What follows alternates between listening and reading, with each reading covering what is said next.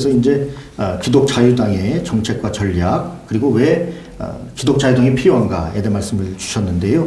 사실 이제 많은 분들이 의문을 갖는 것은 지금 국회의 절반이 기독교인입니다. 여당 의원이나 야당 의원인데요. 또 별도로 왜 기독자유당에서 국회의원을 내야 되느냐 이렇게 질문하는 분들이 있는데 거기에 대해서 어떻게 생각하십니까? 그 아시다시피 네. 국회에는 선거 끝나면 절반 네. 가까이가 기독교인이 들어옵니다. 네. 그 중에 많은 장로님들도 계십니다. 예. 그런데 한동안은 대한민국이 네. 우리나라 수장들이 다 장로님 시대가 있었습니다. 이명박 장로님이었죠. 그렇습니다. 대통령. 야당 대표 김진표 장로님이었습니다. 여당 대표 황우여가 장로님이었습니다. 대법원장 이용훈 장로였습니다. 네. 그리고 국회의장이 또 장로였습니다. 네. 다 장로입니다. 그런 상황에서 스코프법이 국회에서 통과되려고 진행이 된 겁니다. 네, 맞습니다. 무엇을 말하는가? 기독교인이 300명이 다 기독교인이 된다 해도 네. 정당에 들어가면 그 정당의 강론의 지배를 받아야 되기 때문에 네. 목사님 아니라 장로님 아니라 어떤 분이 들어가도 네. 기독 정치 불가능합니다. 그래서 단독 기독당이란 집을 지어서 네. 들어가는 두 사람만이 아니면 세 사람만이 네. 소수일지라도 네. 그분들만이 시대적 기독 정치를 할 수 있다. 이렇게 구조적으로 되어 있어요. 네. 그래서 기독당이 필요한 것입니다. 네. 목사님 요번에 이제 많은 분들이 투표에 참여하셔서 우리 기독자유당에서 두세 명이 국회에 들어간다면 그들이 어떻게 새롭게 할 수 있다고 생각하십니까? 많은 분들이 2명 들어가서 무슨 일을 하겠느냐 네. 또 이런 말씀도 하시는데 네. 사실은 제가 질문받는 모든 질문들은 과거에 그 김종권 어르신 앞에 제가 다 물어본 겁니다. 제가 물어본 말을 이제는 내가 대답을 해줘야 될 네. 입장입니다. 예. 사실 그렇거든요. 보면 네. 법을 가결해서 만들려면 150명 동의를 받아야 됩니다. 네. 사인을 받아야죠. 네. 2명 들어가서 무슨 법을 만드느냐. 그렇지만 사실 그렇지 않습니다. 2명이라고 하는 것이 법을 만들어서 예를 들면 동성연애 폐지법 네. 기한을 해서 만들어서 동료 의원들에게 이제 동의를 받고 서명을 받을 때 양쪽에 있는 기독교인들이 절반 가까이는 늘 들어오기 때문에 네. 그들에게 사인을 부탁하면 네. 이거는 사인해 줄 수 있어요. 자기들이 법안을 만들 수는 없어도 예. 그 당의 당론 때문에 우리가 만든 법에 동의를 구할 때는 네. 사실은 이것은 교회 다니는 사람이라면 네. 협조를 받을 수 있고 또 지금 한국에 교회라고 하는 이 단체가 네. 구조적으로 굉장히 영향력을 미칠 수 있는 위치에 있습니다. 한 예를 들어서 제가 그 기독당 12년 하고 네. 그 3번 이게 하면서 정치가들이 그 일선에서 당선되고 안 되고의 그 원인 분석을 전부 선관위에서 제가 가져와서 분석을 해보니까 네. 특별히 수도권 안에는요 그 야당이 여당이든지 당선되고 떨어지는 그 표 차이가 네.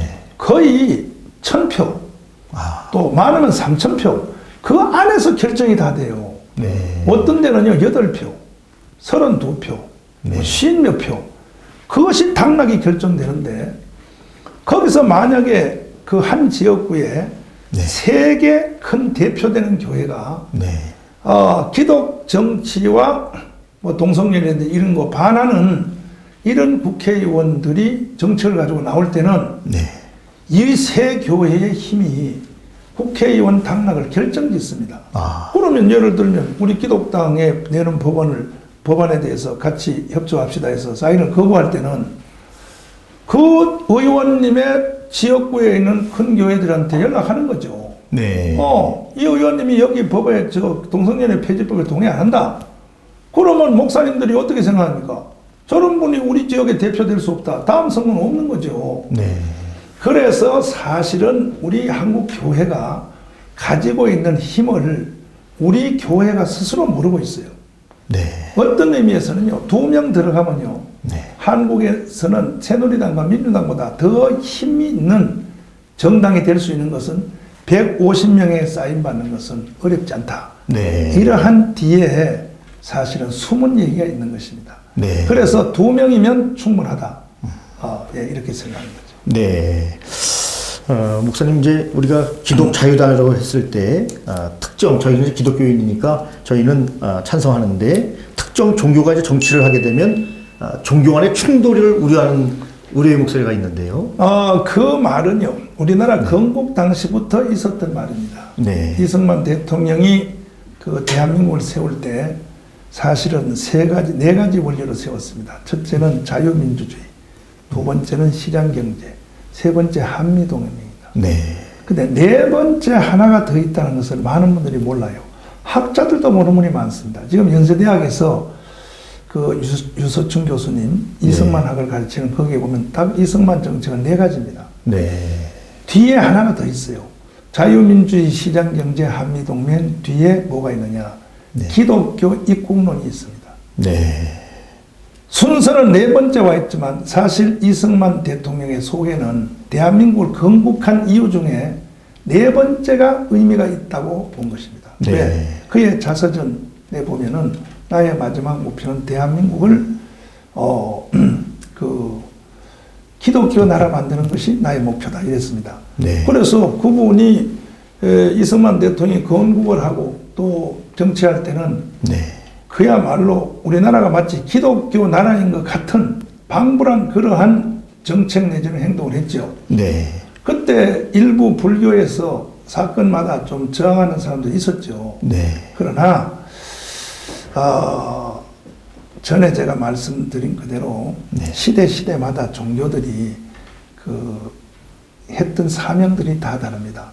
네. 뭐 불교라고 저는 나쁘게 보지 않는 것은 불교도 고려시대 때, 그 시대 때 또 국가와 나라를 위해서 기여를 했고, 네. 조선 500년 동안은 또 유교가 사명을 담당했다면, 네. 지금 현재는 기독교가 시대 정신과 또 개화된 이런 세계에서는 네. 교회가 사회를 위해서, 정치를 위해서 봉사하겠다는데, 네. 타 종교가 거기에 대해서 크게 저는 문제 삼지 않을 것으로 믿고, 네. 과거 12년 동안 우리가 기독당 할 때 불교나 유교나 어떤 다른 종교에서 공식적으로 저항하거나 반대하는 이런 일은 없었어요. 네. 그 이유는 다 서로가 그와 같은 것이 우리가 못해도 기독교가 한다는데 네. 오히려 우리는 박수를 쳐야지. 저는 이런 스님들에게도 그런 제가 말씀을 많이 들은 바가 있습니다. 그래서 종교 간 충돌은 네. 염려할 필요도 없고 네. 그런 일은 절대로 있을 수 없습니다. 네. 잘 알겠습니다, 목사님. 우리 이제 기독자유당은 지역구는 내지 않고 정당 투표로 이렇게 이제 국회의원을 보내려고 하시는데요. 지금 목사님께서 100만 서명운동을 추진하고 계십니다. 이것이 가능하다고 생각하시는지요? 그렇습니다. 우리가 지역구에 대해서는 될 수 있는 대로 네. 출마를 자제하는 것은 네.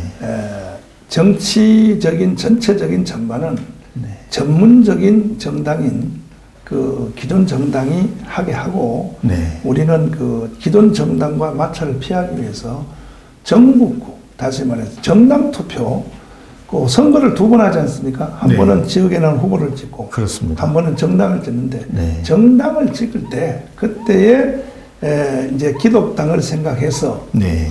거기에다가 이제 투표 행위를 해 주시면, 네. 그것도 기독교인일지라도 다 찍는 게 아니고, 기독 정당이 내세운 정책이, 네. 마음에 닿을 때는 그렇게 해 주시면, 우리가 기독교인의 유권자를 대충 보니까 네. 한 700만으로 이렇게 정하지는 않습니다는 파악이 됩니다. 예. 그 중에서 우리가 100만 정도, 네. 100만 정도만 이제 여기 참여하면 한 안전하게 3석 정도는 들어갈 수 있습니다. 네. 그래서 우리는 3석이면 족하지 않느냐. 네. 그런데 이제 만약에 이제 100만 표가 넘어서 150만 표 되면 5석도 될 수 있는 거죠. 네. 그래서 먼저 번에 제가 이 선거를 하면서 공부를 많이 한 것은 이 선거 당일에 가서 투표 용지를 받거나 전단지를 보고 네. 이게 무슨 당인가 공부하기는 늦어요. 네. 그래서 사전에 우리는 100만 명 서명을 해서 네. 찍든지 안 찍든지 간에 기독당의 본체를 정확히 이해를 시키자 해서 그 이해된 사람을 중심하여 100만 서명 운동을 지금 전개를 하고 있습니다. 네. 그래서 그 100만 서명 운동이 지금 잘 진행되고 있고 네. 어제까지 벌써 진행된 것이 30만이 넘어선 것으로 이렇게 전국에서 집계가 되고 있습니다. 앞으로 한 달 정도면 네. 뭐 100만 명은 쉽게 되고 또 이것을 다 분담해서 여의도에 있는 이영훈 목사님이 네. 이제 10만 위원장, 또 윤석전 목사님이 10만 명, 네. 또 장경동 목사님은 이미 16만 개를 이미 했습니다. 네. 앞으로도 남은 동안에 열심히 해서 30만 개를 돌파하겠다. 네. 그리고 또 한기총, 한교령 중심에 있는 분들이 우리도 10만씩 나눠서 하겠다. 또 지역에 있는 대표들이 뭐 경상북도는 또 그 장로님들 중심해서 네. 또 호남의 전라남도는 또 대표자를 중심해서 10만 명 서명을 하겠다는 분들이 지금 많이 일어나고 있고 네. 말이 아니라 또 실제로 진행되고 있기 때문에 네. 이번에는 좀 가능하다고 보시는군요. 가능한 것이 확실하게 느껴집니다. 네. 목사님은 잘 아시는 것처럼 이제 허드슨 테일러도 그런 얘기를 했습니다. 하나님의 방법은 사람이다. 그렇게 이야기를 했는데요. 기독 자유당에 어떤 분들이 참여하고 계신지 궁금합니다. 일단은 이제 기독 자유당이 국회에 들어가는 것이 목적이니까 네. 거기에 제일 이것을 시작을 했고 또 뒤에서 후원하시고 응원하시는 주류는 네. 정경 각 교단 18개 교단 정경 총회장님들이 그 멤버로 되어 있는 이것도 35년 된 단체죠. 네. 한경기 목사님이 만든 단체입니다. 네. 기독교 지도자 협의회. 네. 줄은 말로 기지협이라고 하죠. 그렇습니다. 그 어르신들이 사실은 이 기독당의 자문으로서 네. 고문으로서 총 뒤에서 서포트를 하고 계시고 실무적인 면에서는 이제 당력의 지원들 또 이렇게 추진하고 있지만 네. 공천이라고 할 필요가 없는 것은 이번엔 제가 12년 하면서 네. 평소에는 기독당에 대해서 별로 그 신경을 안 쓰신 분들이 또 투표날 가까워지면 자기를 공천해 달라고 막 그냥 억지를 쓰고 박대를 쓰고 하는 분들을 많이 봐서 네. 이거는 공의에 맞지 않다. 네. 그래서 이번에는 정말로 국회에 가서 직접 하나님의 일을 하고 싶으냐 하신 네. 분들은 10만 서명을 받아오라. 네. 거기다가 공적인 하나의 그 룰을 거기다 정했습니다. 그래서 10만 서명 받아오신 분들이 이 앞으로 기독당을 이끌어갈 것입니다. 네. 목사님, 이제 기독 민주당 외에도 기독당의 이름을 가진 몇 개의 정당이 있는 것을 알고 있는데요. 통합을 해라 이런 움직임이 있는 것 같은데 거기에 대한 목사님의 말씀은 어떻게 주시겠습니까? 그 기독당이 네. 당연히 이제 하나만 있으면 좋은데 네. 선거철이 되면 기독당이 어떨 때는 2개, 3개가 나오는 경우가 있습니다. 네. 그런데 그래서는 안 되죠. 이번에도 기독당이 저는 하나가 다 될 줄 압니다. 이거는 네. 제가 만든 이 기독 자유당은 네. 제가 추진해서 진행을 하지만 이건 한국교회 기독교 지도자 협의회에서 사실은 이게 다 당을 만드는 것이고 네. 추진하는 것이고 저는 밑에 봉사하는 사람의 일부분입니다. 저는 늘 그 당의 공식적 직분보다는 뭐 협력위원장 뭐 이 정도로 이해하고 있는데 네. 다른 그 기독이라는 말을 써서 그 기독당 하는 걸 보면 네. 한국교회 동의를 언제 받았는가? 누가 기독당 하라고? 기독이란 말은 헌법상 누구든지 다 쓸 수 있지만 네. 그런다고 해서 너도 나도 다 기독이란 말을 써서 이런 일을 할 수 있는 것은 아닙니다. 최소한 기독이란 말을 쓸 때는 네. 한국 교회를 대표하는 기관 예. 내지는 어르신들의 네. 동의 내지는 그분들의 요구에 따라서 이 당이 될 수 있는 것이지 한 개인의 욕심을 가지고 네. 기독이라는 이름을 붙여서 뭐 기독민주당, 뭔 당 만들어서 할 수 있다. 그건 저는 범죄행위라고 생각합니다. 네. 그래서는 안 되죠. 네. 네. 지금 이제 목사님 말씀 진지하고 또 의미 있는 말씀 쭉 잘 들었는데요. 이번에 두세 석 혹은 많게는 5석 이렇게 해서 국회에 진입을 한다면 가장 중요한 이슈는 무엇부터 시작을 하실 예정이신지? 큰 그 흐름은 예. 사실 그 이승만 대통령이 만들어 놓은 대한민국의 그 정체성, 네. 그 설계도가 사실은 곳곳에서 처참하게 무너지고 있습니다. 네. 이것을 바로 세우는 것은 기독당밖에 없다. 네. 그리고 당장 이제 이슈가 되는 것은 네. 발등에 불이 떨어진 것은 뭐니 해도 이슬람과 동성연애입니다. 네. 이건 심각합니다. 네. 이거는 사실 선택의 문제가 아니라 한국교회의 생존의 문제입니다. 네. 그래서 이것이 급하다고 생각합니다. 네. 목사님 마지막으로 이런 이야기는 우리 시청자들과 또 우리 기독교인들과 꼭 나누고 싶다 하는 말씀 있으시면 마무리 말씀 겸 한 말씀 주시면 감사하겠습니다. 이제는 많은 그 성도들이 기독당에 대한 그 오해가 네. 많이 풀렸다고 생각이 되지만 예. 그래도 아직 그 처음 접하시는 분들은 아까 말씀드린 뭐 그 정교분리의 원칙 또 네. 뭐 2명이 가서 뭔 일을 하겠나 네. 또 무슨 교회가 왜 정치에 참여하나 네. 이러한 여러 가지 그 오해 있는 분들이 있다면 네. 이번 기회에 우리가 열심히 홍보도 하고 네. 또 언론 통해서 설명도 하고 있습니다. 네. 좀 관심을 가지고 네. 이렇게 반대를 하더라도 내용을 한번 봐주시고 예. 과연 내가 반대하는 이유가 사실인가? 네. 일본 사람들이 만들어 놓은 거짓에 내가 속아서 기독자유당에 대한 그 생각을 잘못하고 있지는 않은가? 네. 또 내 개인적인 신학자들과 교회의 목사님들이 이 기독 정당이 필요하고 네. 또 해야 된다면 어느 정도는 좀 한번 내 생각이 저분들하고 다를지라도 네. 그 어르신들이 저렇게 나올 때는 이유가 있지 않는가? 네. 이런 것에 대해서 꼭 이번 기회에 한번 참고하셔가지고 네. 더 늦기 전에 유럽 같은 일이 일어나기 전에 네.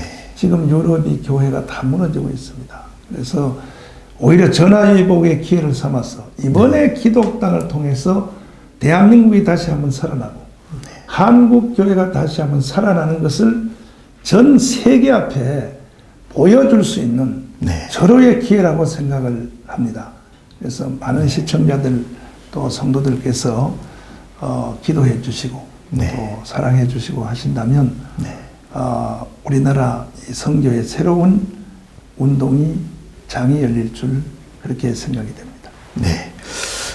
지금까지 우리 기독 자유당 후원회장이신 정광훈 목사님과 대담을 우리가 함께 했는데요. 여러분은 어떻게 생각하십니까?